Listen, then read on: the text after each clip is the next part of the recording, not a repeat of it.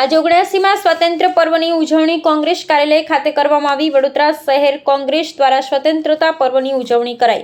સ્વતંત્ર પર્વની ઉજવણીમાં શહેર પ્રમુખ, ઉપપ્રમુખ, મહામંત્રી તેમજ ચૂંટાયેલા કોર્પોરેટરો ઉપસ્થિત રહ્યા। પ્રમુખ ઋત્વિજ જોશી દ્વારા સ્વતંત્રતા પર્વ નિમિત્તે પ્રવચન આપી કાર્યકર્તાઓનો ઉત્સાહ વધારવામાં આવ્યો।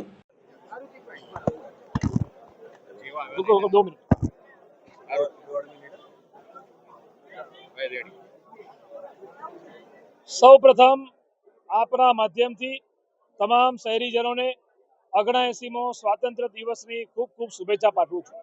સાથે સાથે આ જોઈએ સ્વતંત્રતા આપણે મનાવી રહ્યા છે, આજે ઇન્ડિપેન્ડન્સ ડે આપણે મનાવી રહ્યા છે, ત્યારે આને અંગ્રેજોથી છોડાવવા માટે, અંગ્રેજોથી આઝાદી મેળવવા માટે આપણા જે નામી અનામી નેતાઓ, મહાત્મા ગાંધી હોય, સરદાર વલ્લભભાઈ પટેલ હોય, પંડિત જવાહરલાલ નહેરુ હોય, મૌલાના આઝાદ હોય, શહીદ ભગતસિંહ, સુખદેવ રાજગુરુ હોય, આવા નામી અનામી અસંખ્ય નેતાઓએ ત્યાગ આપ્યો, બલિદાન આપ્યા, કુરબાની આપ્યા, ત્યારે આ દેશ આઝાદ થયો। ત્યારે છેલ્લા 11 વર્ષથી જે લોકો સત્તામાં બેઠા છે, એમના રાજમાં એવું લાગે છે કે આપણે ફરી ગુલામી બાજુ જઈ રહ્યા છીએ। ત્યારે આ બીજી આઝાદીની લડાઈ આ કોંગ્રેસ પાર્ટી લડી રહી છે અમારા નેતા રાહુલજી ગાંધીના નેતૃત્વમાં, અને સંકલ્પ લઈએ છીએ કે નગરજનો માટે અમે ન્યાય અપાવીશું। ચલો, આજે 15 ઓગસ્ટ છે અને 15 ઓગસ્ટના દિવસે 79માં આ 15મી ઓગસ્ટનો પર્વ છે, રાષ્ટ્ર પર્વ છે। અને રાષ્ટ્ર પર્વની અંદર જે લોકોએ આહુતિ આપી હોય, જે લોકોએ બલિદાન આપ્યું હોય, જે આ દેશ માટે લડ્યા હોય, એમને યાદ કરવાનો દિવસ છે। આઝાદી કઈ રીતે મળી, કેવી રીતે મળી, કેટલા અનામી જે લોકોએ લાઠી ખાધી, ગોલી ખાધી, ફાંસીના માંચડા પર ચડી ગયા, એ તમામને યાદ કરવાનો દિવસ છે। 1857ની અંદર પહેલી લડાઈ અંગ્રેજો સામે ઝાંસીથી રાણીએ લડેલી। એ આઝાદીની લડાઈ એટલા માટે કહીએ છીએ આપણે કે એને અંગ્રેજોને પોતાનું રાજ્ય આપવાનું ના કીધું, અને લડાઈ આપણી અંગ્રેજો સામે જ હતી। ચમક ઉઠી सन 57 में वह तलवार पुरानी थी, घूमी हुई आज़ादी की कीमत सबने पहचानी थी, और दूर फिरंगी को करने को सबने मन में ठानी थी, खूब लड़ी मर्दानी हो तो झांसी वाली रानी। वो 1857નો દિવસ ત્યારથી આઝાદીની લડાઈ શરૂ થઈ। બધા જોડાયા એની અંદર વારાફરતી।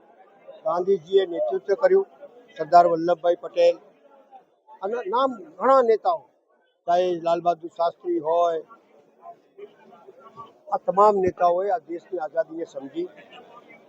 લોકમાન્ય તિલકે આઝાદીનો એક બીજ રોપ્યો કે સાર્વજનિક ગણપતિની સ્થાપના કરી, લોકોને વ્યૂહરચના કરવાનું કર્યું।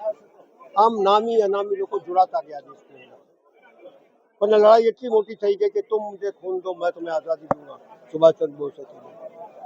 ભગતસિંહ, સુખદેવ, રાજગુરુ જેવા લોકોએ ફાંસીના માથે ચડી ગયા, પણ ઉપ નહીં કર્યું, પણ એક દેશમાં ચિંગારી સળગાવી ગયા। આ તમામ નેતાઓ જ્યારે લડાઈ લડી ત્યારે આ દેશની આઝાદી આપણે જોઈ શક્યા છે। પણ સવાલ એટલો જ છે કે આજે જે લોકો સત્તા પર બેઠા છે, તે લોકો આઝાદીની કિંમત નથી જાણતા, આઝાદીમાં જેમનો કોઈ પાર્ટ નથી, કોઈ રોલ નથી, એ લોકો જવાહરલાલ નહેરુને ગાળો દે છે। જે વ્યક્તિ જ્યાંથી નીકળે ત્યાં ગાડી ઊભી રહેતી હતી, એવો વ્યક્તિ જેને આઝાદીની લડાઈમાં જોડાવાનો કોઈ મતલબ નથી, પણ તોય છતાં 1200-1300 દિવસ જેલની યાતનાઓ ભોગવી। સરદાર વલ્લભભાઈ પટેલ જેલમાં ગયા, 600 રજવાડા ભેગા કર્યા, 662, પણ કોઈ દિવસ એવું નહીં કીધું કે મેં કર્યું છે। દેશ માટે જે સમર્પિત હોય એ કોઈ દિવસ મેં ના કહે, લોકોએ કર્યું છે। અને આઝાદી જ્યારે મેળવી હોય ત્યારે આઝાદીની જતન કરવું, આઝાદીની રક્ષા કરવી કોંગ્રેસ પાર્ટીના દરેક કાર્યકર્તાની ફરજ છે।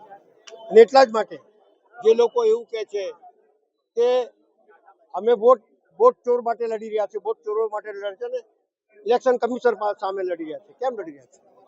તો તમે શું કામ વચ્ચે દાપણ કરો છો ભાઈ? ઇલેક્શન કમિશનર જવાબ આપશે, આવું નથી, તેવું નથી।